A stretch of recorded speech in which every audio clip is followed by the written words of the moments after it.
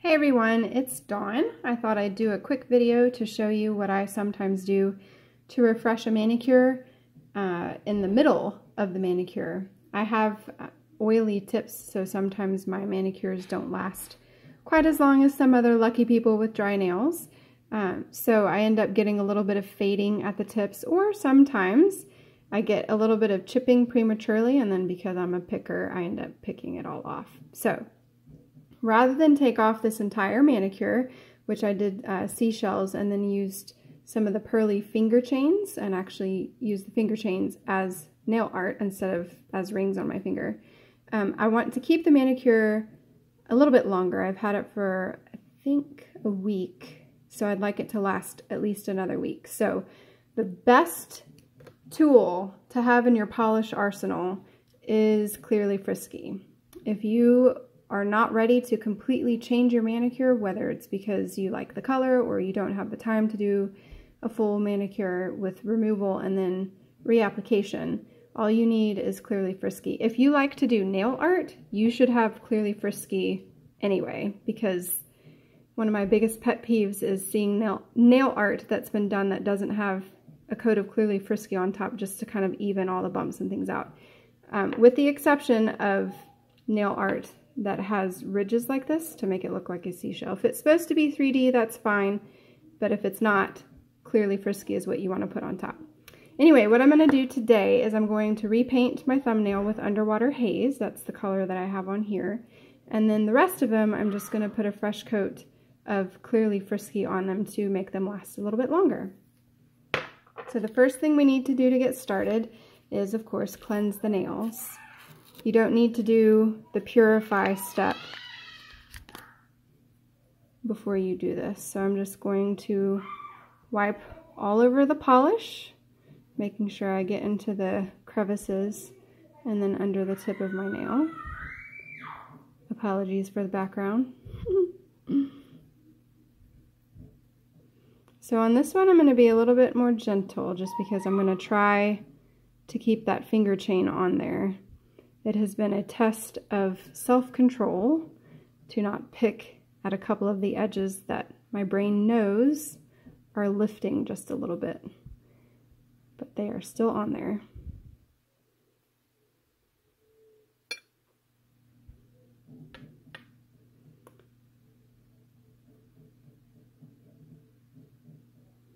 Again, just want to be careful and not go crazy on that finger chain.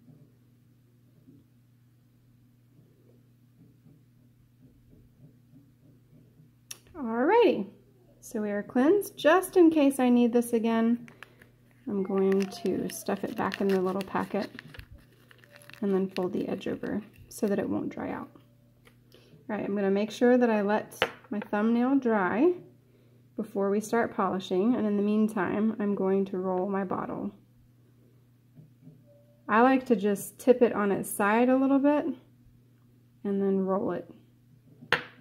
I have been known to accidentally drop polishes when I do it the way that everyone does it, like this. So I just do it this way, just a little bit.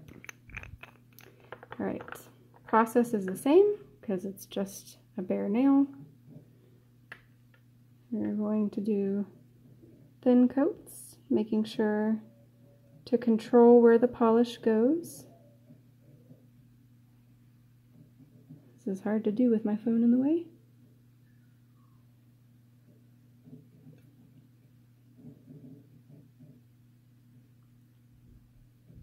You want to use the edge of the brush to push the polish around rather than starting where you want the polish. You push the polish to where you want it.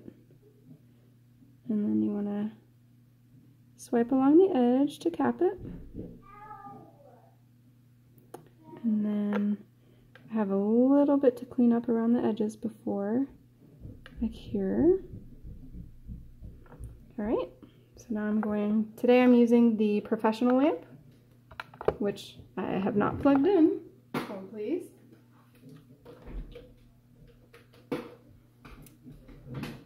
Alright. So this is the 4-finger professional lamp. It's 45-second timer, which I enjoy. You wouldn't think 15 seconds makes that big of a difference, but after you've used the lamps for a while, you can tell that those 15 seconds do make a difference. Also, being able to do 4 fingers at one time is pretty huge. All right, so the first coat has cured. Now I'm just going to do the second coat. Get a little bit on my brush.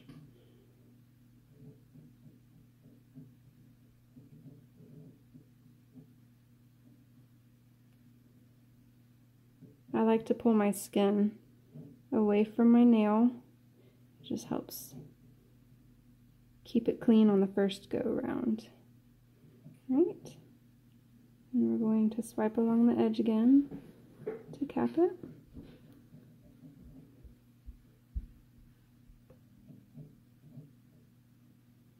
Alrighty.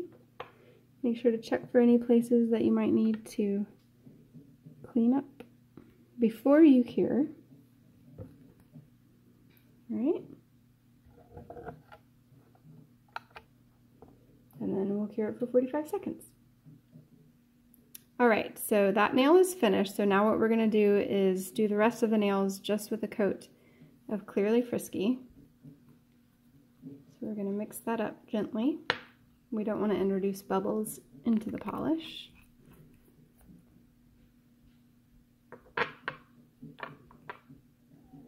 So this is pretty easy and straightforward.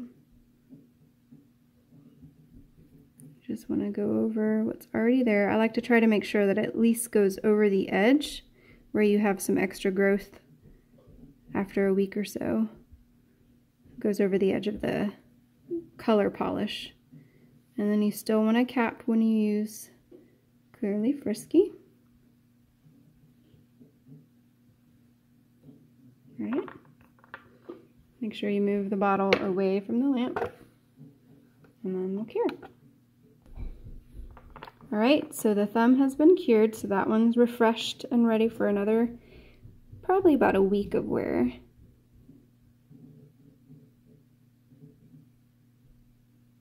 So even with the Clearly Frisky, you have to treat it just the same as the other polishes, making sure not to get it flooded into your cuticle or along the sides where it's touching the skin, because that can cause it to peel.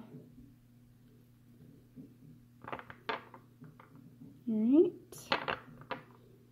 so the finger chain, before I paint that, I'm going to make sure that the edges are nice and smashed onto my nail where they've been peeling up a little bit. And also, I don't know if you can see in the video, but the bottom part of the nail that has the nail art, I used Matter Effect on, so you can see the difference between shiny underwater haze and matte finish. I love, love, love Matter Effect. It basically doubles the polish options that GelMoment offers because the polishes take on such a different look when they have a matte finish on top. Alright, everything seems to be pressed down. So that's going to make this part shiny, but that's okay. I don't mind the change. And the reason I'm doing this nail, the nail art, it takes forever for it to come off just because there's so many layers. But I really want to stop myself from picking at the finger chain because I think the pearls add a nice touch to the seashell. So when it comes time to take off this manicure, it's probably going to be a little bit more difficult just because I'm adding another layer. And the nail art itself is always... It always takes, it's not more difficult, I guess, it just takes more time because you have to let the remover soak through all the layers. You usually have to do it in stages.